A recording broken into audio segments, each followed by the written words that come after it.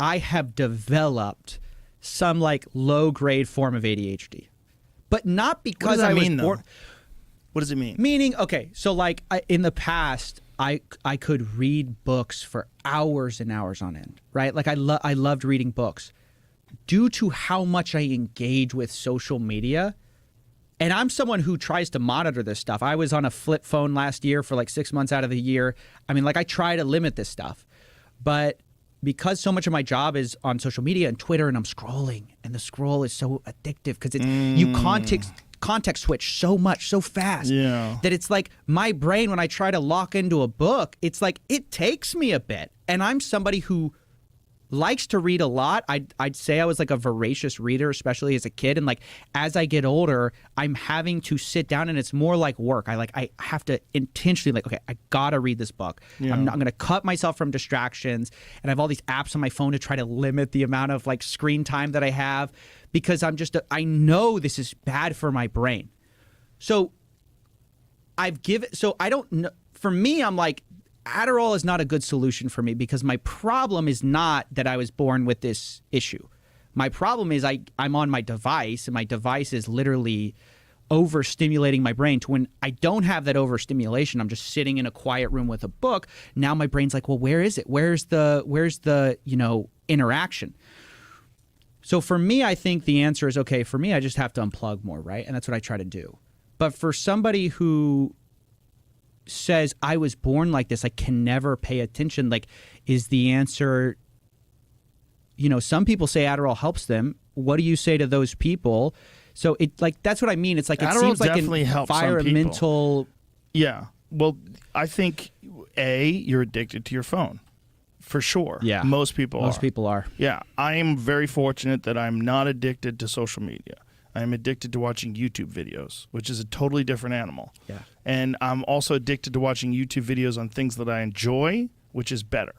So I've filled that gap with things like I watch like fight videos and professional pool matches. It stimulates me in a way, but I'm not engaging with this context switching constantly, like scrolling on Twitter. I go to Twitter maybe 5-10 minutes a day. I go and I see what the fuck's going on. Yeah. Like, what is everybody mad at? Like, who's in trouble? Like, I'll shit scroll. Such a funny way to describe Twitter. Is so accurate too. But I do not post. Right. If I post and ghost. I just post and I leave it alone. I don't read the comments ever. Mm-hmm. I don't read any of my comments. And I think that's great. That is very important for famous people. It's very, very important, because I have friends that don't, and they'll come to me and you know what they're saying? I go, how do you know what they're saying? Like, what do you give a shit? I watch people ruin their lives by looking at these like their screens. No, it's kind of hard, because when you first like kind of come on the scene, you get a little attention. It's like intoxicating. You're and you want to engage too. Yeah, because it's like at these first that's fun, and it's like when you have 1,000 people watching you, like that's like beautiful. Yes. It's like there's this community, they're resonating. You have time to you can respond to people like intelligently. When you start to get into the millions, it's just ludicrous. It just doesn't make sense anymore, and it starts to be this like your audience starts to become, to you, more. It feels more like a hive mind, even though it still is individuals. It feels more like, okay, how do I get a pulse of what this actually is? This is why people gravitate towards negative comments when they have huge audiences, is because they go like, well, maybe they're right. Maybe that like one guy represents the whole. Mm-hmm. And of course it doesn't, but it's like they're worried because they don't really know what their audience thinks, because it's so many people.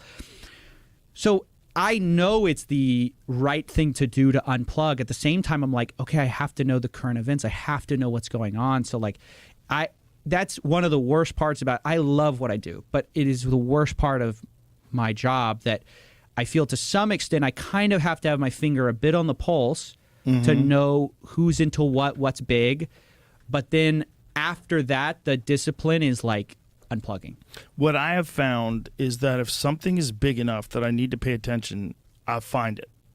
I find it through other methods. I find it through friends. I feel like I have so many friends. Like, do you know about this? Do you know about that? Like, even sometimes when people are mad at me, like, what's going on with you and that person? I go, what are you talking about?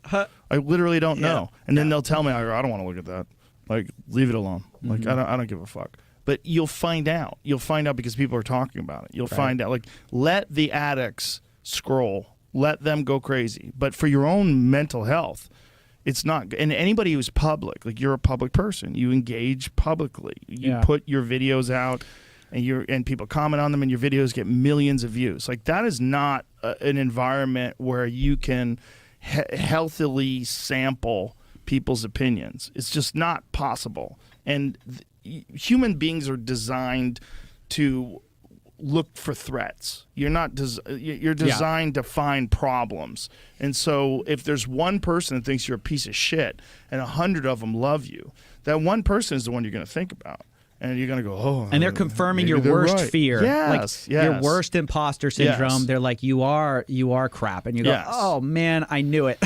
But even for people that are just regular people engaging, like imagine people aren't talking about you because you're anonymous, but you're engaging in this very shallow form of communication that's not natural. You're engaging in a text-based communication with someone. You don't know who they are. You don't have any background on them. You don't know if they're fucking schizophrenic. You have no idea. And yet you are investing your mind and your focus on these interactions that you're having with this person. And most likely, if you're in a dispute, you're trying to win this dispute. Yeah. So you're trying to find reasons why they're wrong, and you're getting anxiety, and you're involved in this little sort of debate / mental battle. It's like, fucking go outside. Go do something with your life. Like, social media is fucking dangerous, but it's not dangerous if you understand it. It's like if you have a cabinet filled with cookies and chips, it doesn't mean you're going to get fat. You can always go into that cabinet every now and again and have a cookie, and you're going to be fine. Yeah. But if you just fucking open that cabinet every day and stuff your face, you're going to get diabetes.